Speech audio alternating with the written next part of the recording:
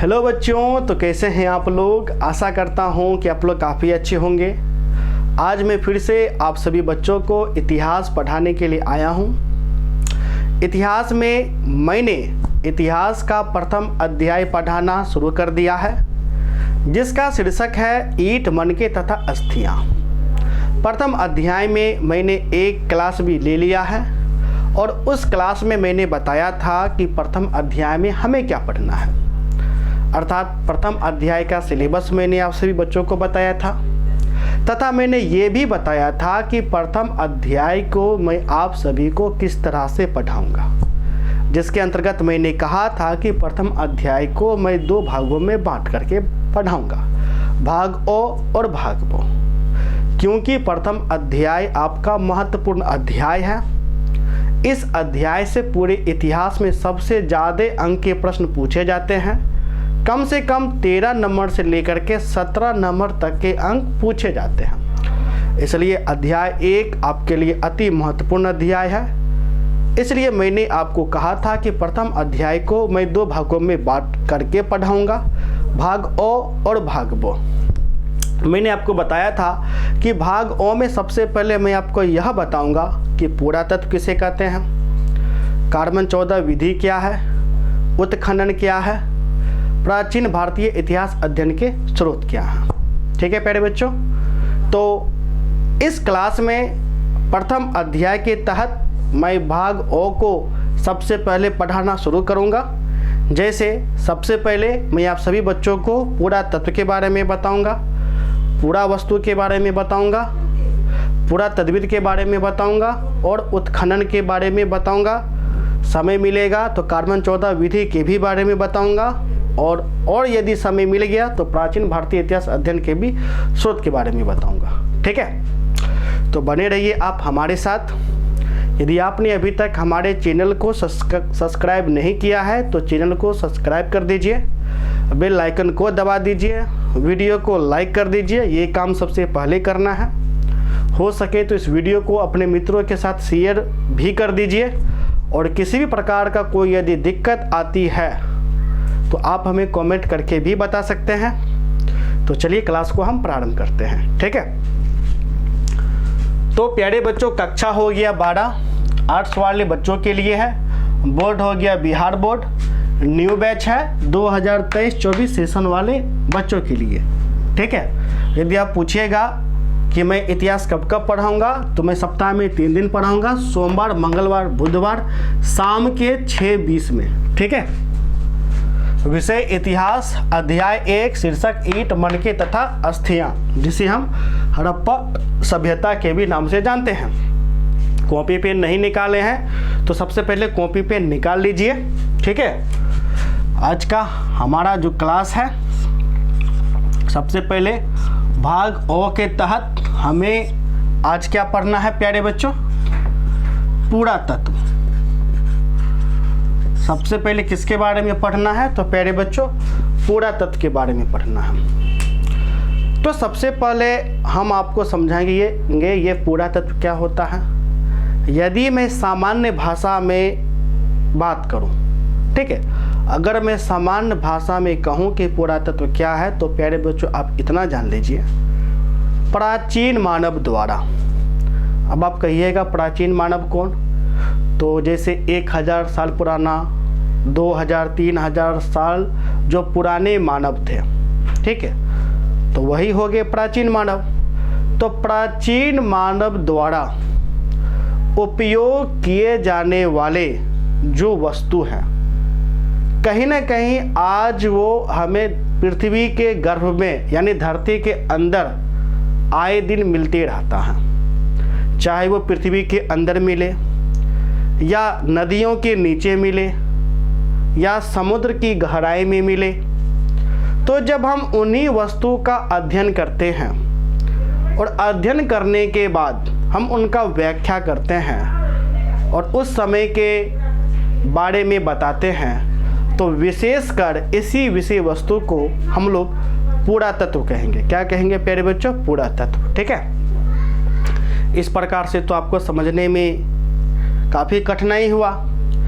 इसलिए हम आपको अच्छे से समझाने के लिए एक यहाँ पर एग्जाम्पल लेंगे, और यदि आप इस एग्जाम्पल के माध्यम से समझिएगा तो यकीनन आप कभी ज़िंदगी में नहीं भूलिएगा कि ये पूरा तत्व क्या होता है। ठीक है, सबसे पहले प्यारे बच्चों हम एक सतह लेते हैं। ये मेरा सतह हो गया, यानी पृथ्वी, भूमि हो गया। ठीक है, समझ गए। तो सतह है तो यहाँ पर एक पेड़ भी होगा। ये मेरा हो गया एक पेड़। ठीक है, पेड़ है तो बगल में चिड़िया भी उड़ेगा। उड़ जा चिड़िया, उड़ जा, उड़ गया चिड़िया। इसके बगल में जीव जंतु भी घूमेगा। ये जीव जंतु हो गया। ओह, ये क्या हो गया प्यारे बच्चों? ये जीव जंतु हो गया। गैस करके बताइए कौन सा जीव है ये। और ये इसके बगल में आप हो गए, ये आप हो गए। ठीक है, ये फिगर तो आप तो देख रहे हैं। तो देखिए यहाँ पर मैंने 4 लिया है, एक मानव, पक्षी, जीव जंतु यानी जानवर, और एक पेड़। ये जो देख रहे हैं ये सभी सजीव हैं। क्या है? सजीव हैं। ठीक है, तो इनमें से जो आपका मानव है, ये मानव, तो मानव का जो आवश्यकता होता है वो तो असीमित होता है, काफ़ी ज़्यादा होता है। तो मानव का जो वस्तु होता है कभी कभी क्या होता है प्यारे बच्चों, ज़मीन के अंदर दफन हो जाता है। क्या होता है? ज़मीन के अंदर दफन हो जाता है। या तो ज़मीन के अंदर दफन हो गया, या मानव नदी पार कर रहा है। और जब नदी पार कर रहा है मानव का नाव डूब गया। अब जब नाव डूबा तो उसका जो वस्तु है वो भी पानी के नीचे चला गया। यदि वो नाव जहाज यानी समुद्र में जा रहा है तो समुद्र में भी नाव यदि डूब गया तो उसका जो वस्तु है वो भी समुद्र के अंदर डूब गया। ठीक है, तो पृथ्वी के गर्भ में ये जो वस्तु है, चाहे ये बर्तन हो, ठीक है, चाहे उसका सिक्का हो, ठीक है, चाहे मान के चलिए धरती के इस गर्भ में मानव का कंकाल ही क्यों ना हो, या जीव जंतु का कंकाल ही क्यों ना हो, या पक्षी का कंकाल क्यों ना हो। जैसे मानव कुत्ता के साथ खेल रहा है, हवा आया, हवा में ये क्या हो गया, आंधी आया, आंधी में बेचारा मर गया, और मरने के बाद ये दोनों जमीन के अंदर गिर गया। तो ये जो वस्तु है जो पृथ्वी के गर्भ में है, चाहे सिक्का हो, बर्तन हो, या इसका कोई खिलौना हो, या कंकाल हो, तो ये सारा का सारा वस्तु जो है प्यारे बच्चों, ये सारा का सारा वस्तु कहलाएगा पूरा वस्तु। कौन सा वस्तु कहलाएगा? पूरा वस्तु। तो पूरा वस्तु हम किसे कहेंगे? पृथ्वी के गर्भ में यानी धरती के अंदर, या चट्टानों के अंदर, या नदियों के अंदर जो भी पुरानी वस्तु है उन्हीं वस्तु को कहा जाएगा पूरा वस्तु।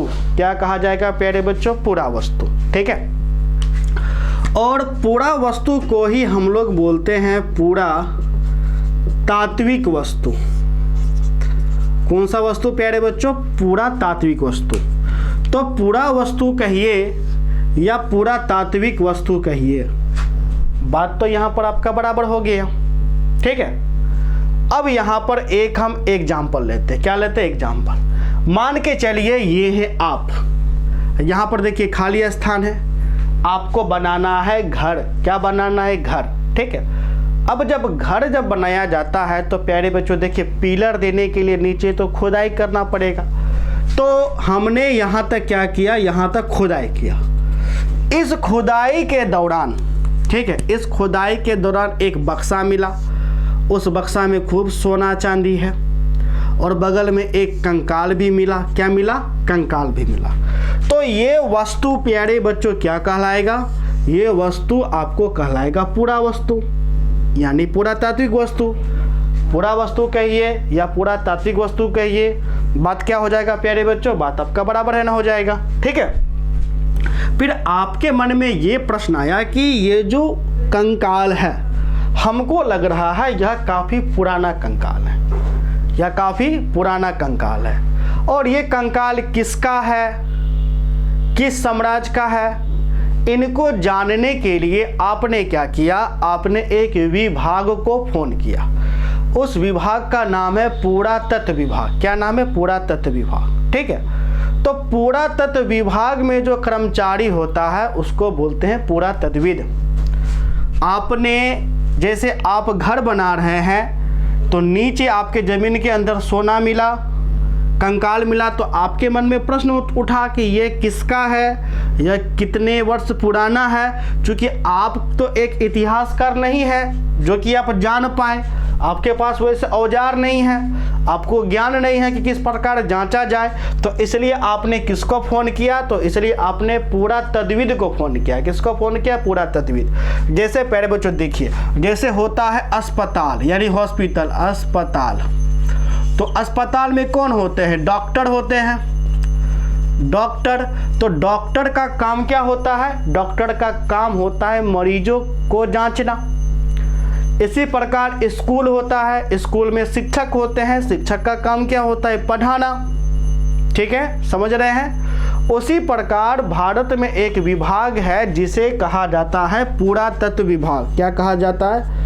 पुरातत्व विभाग। इस विभाग में पुरातत्वविद कर्मचारी होते, पुरातत्वविद कर्मचारी होते हैं।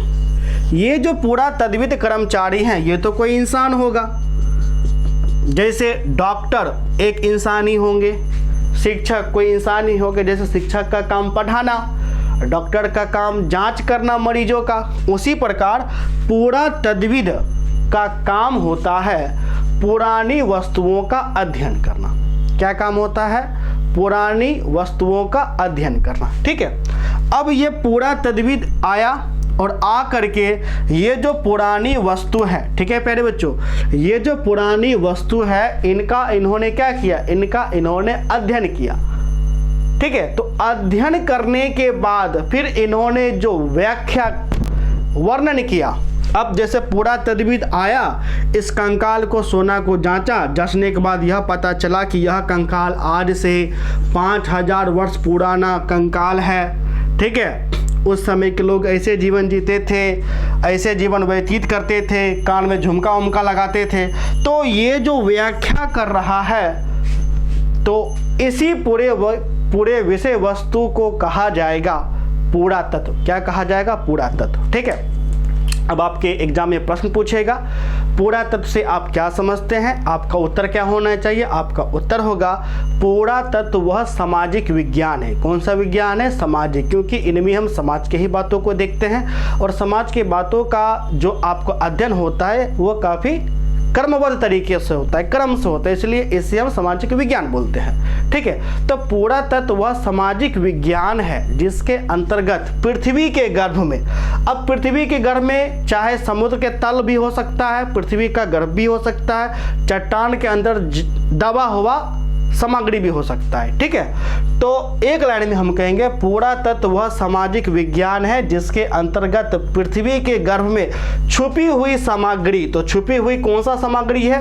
पूरा वस्तु। ठीक है, तो छुपी हुई सामग्री का अध्ययन कर व्याख्या करने का कार्य करता है। ठीक है, अध्ययन कर व्याख्या करने का कार्य करता है, विश्लेषण करने का कार्य करता है, और इन्हीं अध्ययन के मदद से इतिहास को बनाया जाता है या इतिहास को बिगाड़ा जाता है। ठीक है, इसको समझने में कोई दिक्कत? यदि कोई आपसे पूछेगा कि पुरातत्व क्या है, तो आप उत्तर क्या दीजिएगा?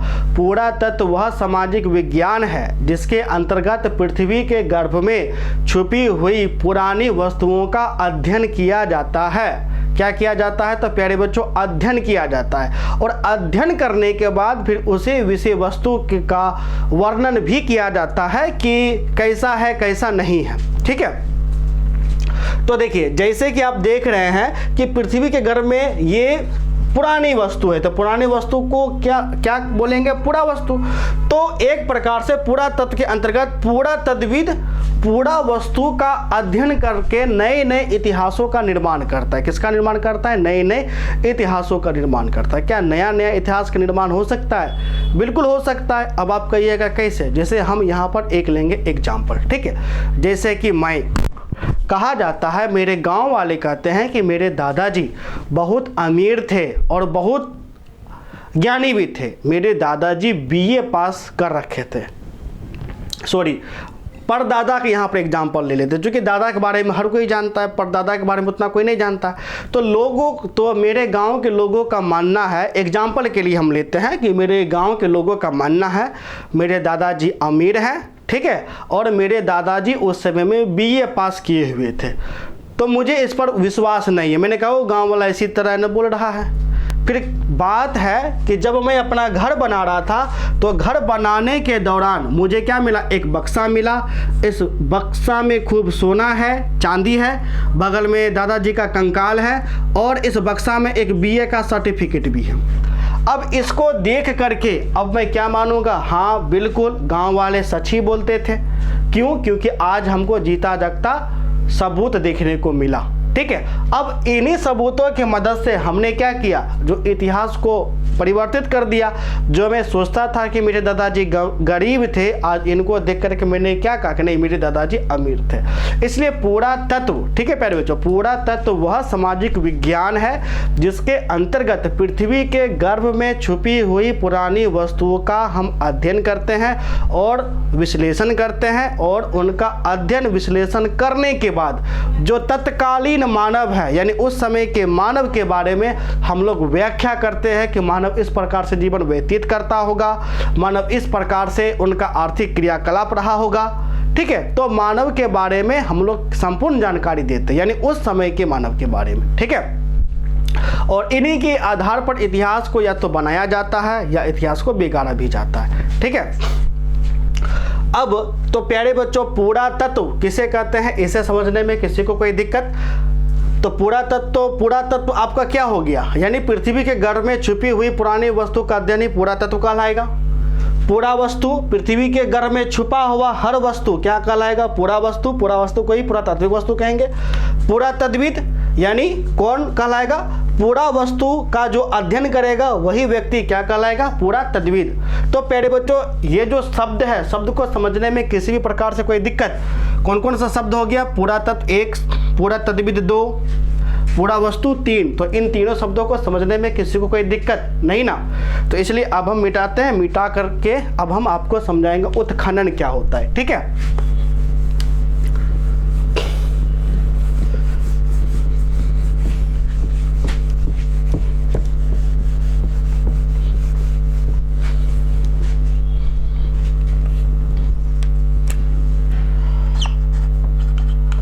उत्खनन, तो देखिए पुरातत्वविद क्या करते हैं? पुरातत्वविद पृथ्वी के गर्भ में छुपी हुई मूल्यवान वस्तु को निकालने की प्रक्रिया ही क्या कहलाएगी? खनन।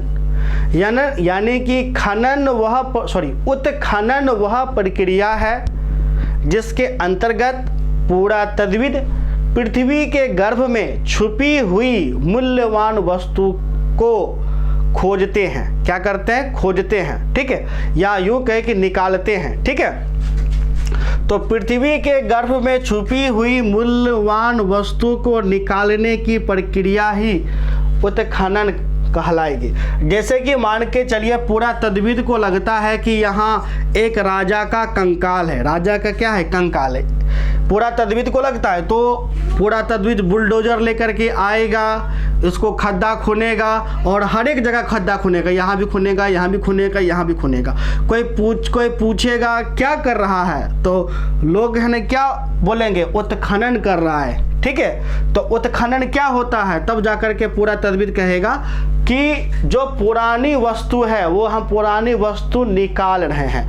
अब पुरातत्वविद के लिए ये जो पुरानी वस्तु है ये तो मूल्यवान है, क्योंकि पुरातत्वविद पुरानी वस्तुओं के ही माध्यम से इतिहास का निर्माण करेगा, जबकि आम जनता के लिए ये पुरानी वस्तु किसी काम का है? किसी काम का नहीं है, ठीक है।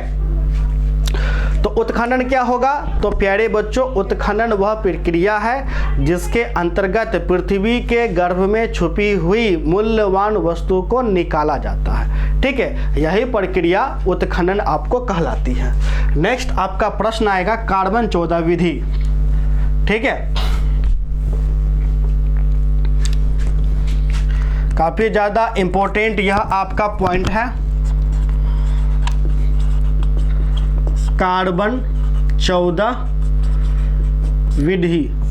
ठीक है प्यारे बच्चों, ये कार्बन 14 विधि क्या है? तो प्यारे बच्चों देखिए, ये मेरा पृथ्वी हो गया, पृथ्वी के ऊपर में ये पेड़ है, पक्षी है, कुत्ता है, मानव है। ठीक है, और हम लोग देखिएगा क्या है, तो हम लोग वायुमंडल से घिरे हुए, क्या किससे घिरे हुए? वायुमंडल से। अर्थात जहां तक हमने एरो बनाया वहां तक क्या जाता है? वहां तक मान के चलिए यहां तक आपका वायुमंडल है, अर्थात यहां तक आपका वायु है।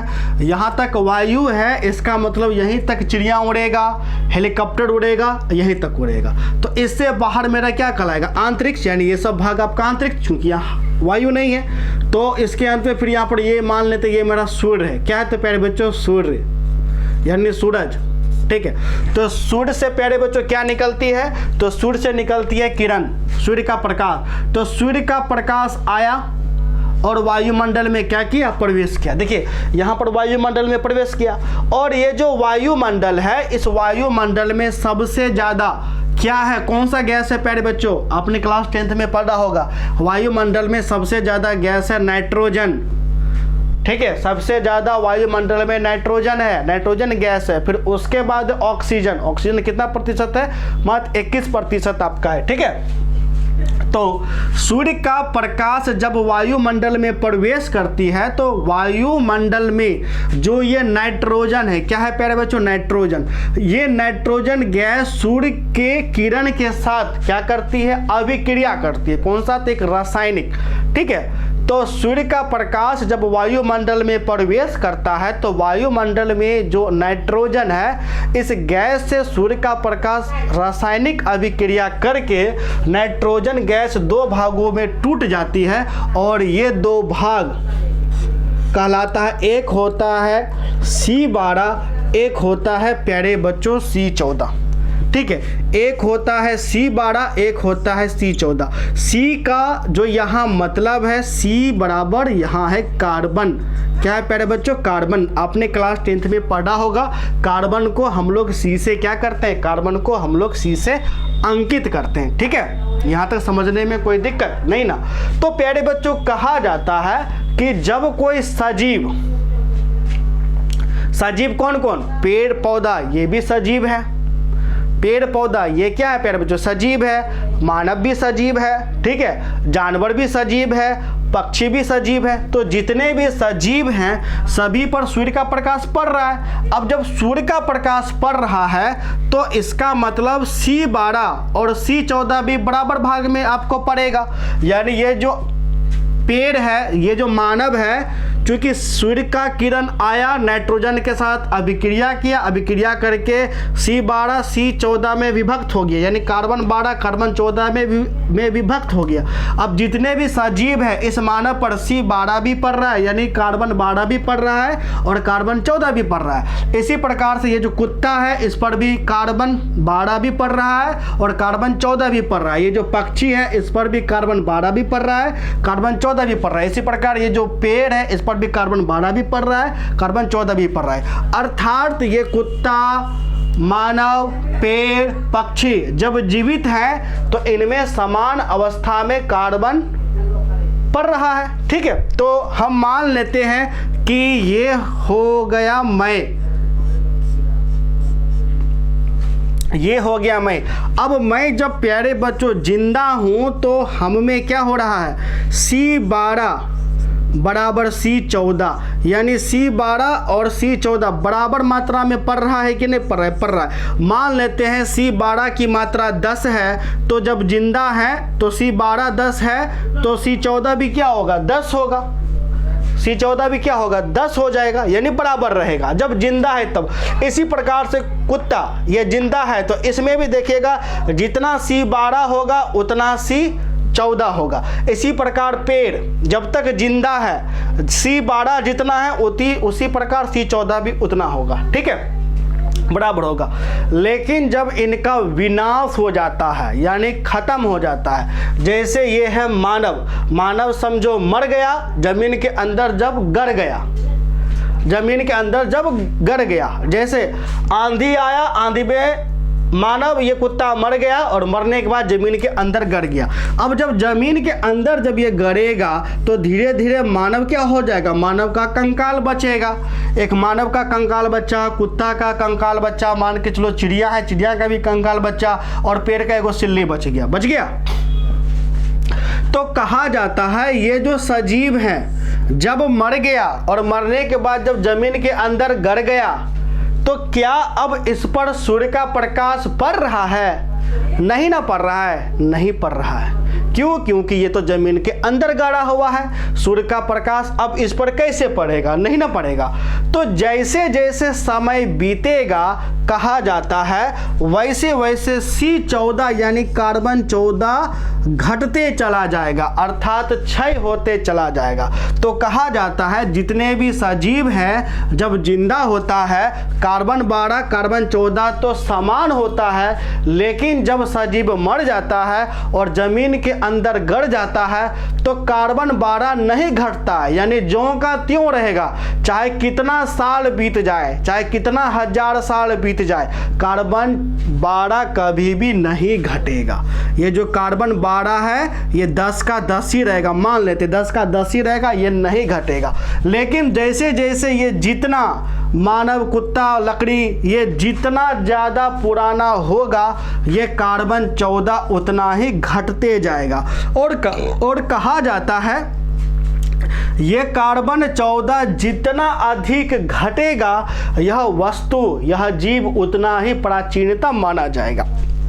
और मान लो कि घट कर के आधा हो जाता है यानी 5 हो जाता है तो कहा जाता है यह वस्तु लगभग 2000 वर्ष पुराना है। कितने हजार वर्ष पुराना है? तो 2000, ठीक है। तो इस प्रकार से कार्बन 14 वह विधि है जिसके अंतर्गत जितने भी सजीव हैं, ठीक है, सजीव हैं, उनका जब कंकाल मिलता है तो कार्बन 14 विधि के ही माध्यम से हम यह पता कर पाते हैं कि यह कितना वर्ष पुराना है। और यह कितना वर्ष पुराना है इसका अनुमानता एक हम तिथि निर्धारण करते हैं, और तिथि निर्धारण करने की जो प्रक्रिया होती है यही प्रक्रिया कहलाती है कार्बन 14 विधि, ठीक है।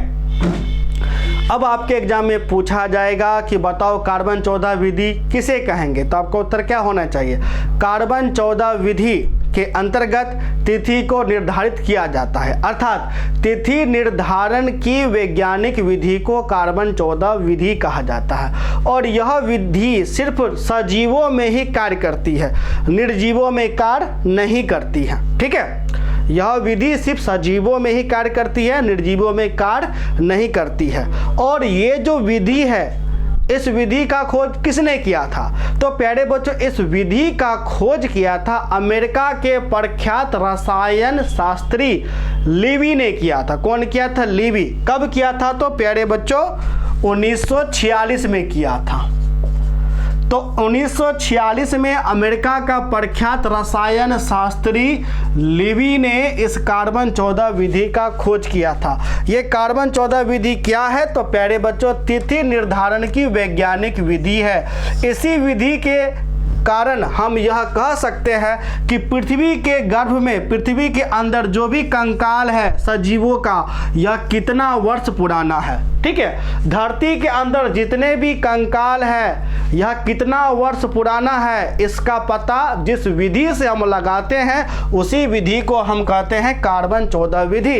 यह विधि काम कैसे करता है? तो ये जो कंकाल है जब जीवित होगा तो सूर्य का प्रकाश बराबर पड़ेगा, तो सूर्य का प्रकाश नाइट्रोजन से अभिक्रिया करके, ठीक है, C12 C14 में विभक्त हो जाता है। तो जीवित अवस्था में C12 C14 तो बराबर पड़ता है, लेकिन जब ये जीव मर जाता है, मरने के बाद जमीन के अंदर गड़ गया तो C12 तो स्थिर होता है लेकिन C14 निरंतर क्षय होता है यानी घटते रहता है। और कहा जाता है कि C14 जितना घटेगा वह जीव उतना ही प्राचीनतम माना जाएगा। ठीक है, और आपको यह भी कहा जाता है कि यह सजीव जितना पृथ्वी के गहराई में होगा, यानी जितना पृथ्वी के अंदर होगा, इसका इतिहास भी उतना पुराना माना जाएगा। ठीक है, तो प्यारे बच्चों, आज आपने क्या क्या समझा? आज आपने समझा पुरातत्व किसे कहते हैं, आज आपने समझा उत्खनन किसे कहते हैं, आज आपने समझा कार्बन 14 विधि से आप क्या समझते हैं। तो यहाँ तक प्यारे बच्चों किसी को भी समझने में कोई दिक्कत नहीं ना? तो प्यारे बच्चों, नेक्स्ट क्लास में मैं आप सभी बच्चों को पढ़ाऊंगा प्राचीन भारतीय इतिहास अध्ययन के स्रोत के बारे में। ठीक है, और आपको मैं एक और बात कहना चाहूँगा, यदि आपने अभी तक हमारे पेड कोर्स में ज्वाइन नहीं कर रखा है तो आप हमारे पेड कोर्स में अवश्य रूप से ज्वाइन कर लीजिए। सभी विषय के लिए मात्र 1500 शुल्क लिए जाएंगे। लाइव क्लास दिया जाएगा, चैप्टर वाइज नोट्स दिए जाएंगे। लाइव क्लास छूट जाता है तो रिकॉर्डेड वीडियो भी मिलेंगे। ठीक है, क्वेश्चन आंसर भी समझाए जाएंगे, क्वेश्चन आंसर का नोट्स दिया जाएगा। क्वेश्चन आंसर में MVVI चिन्हित प्रश्नों को किया जाएगा। यदि आप पढ़ने में कमजोर है, चैप्टर वाइज VVI पढ़ते चलिएगा तो अच्छे अंक प्राप्त हो जाएंगे। बुक भी दिया जाएगा। प्रत्येक रविवार को डाउट क्लास लिया जाएगा। आपका जो सिलेबस है अक्टूबर के अंत में समाप्त किया जाएगा। तो यदि आप जुड़ना चाहते हैं तो आप हमें कॉल कर सकते हैं। हमारा नंबर है 70 61 50 45 52, 70 61 50 45 52। इस नंबर पे कॉल करके आप हमारे पेड कोर्स में ज्वाइन कर सकते हैं। धन्यवाद।